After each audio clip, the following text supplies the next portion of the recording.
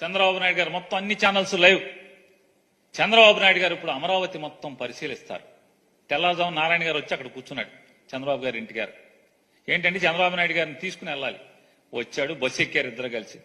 బోని ప్రజావేదిక పడగొట్టిన దగ్గర నుంచి మొదలు పెడతారు. ప్రజావేదిక దగ్గర పడగొట్టి చూశారు. అక్కడి నుంచి మొత్తం అమరావతి అంతా బస్సు వేసుకు తిరిగారు.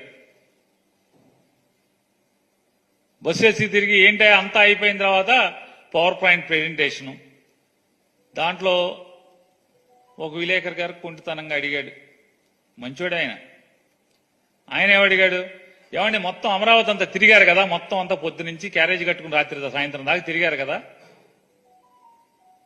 ఇది సంపద సృష్టించి అమరావతి నిర్మాణం చేస్తాను, ఇక్కడ సంపద ఉన్నాను కదా, ఎంత అవుద్ది, ఎప్పుడులో పూర్తి చేస్తారన్నారు.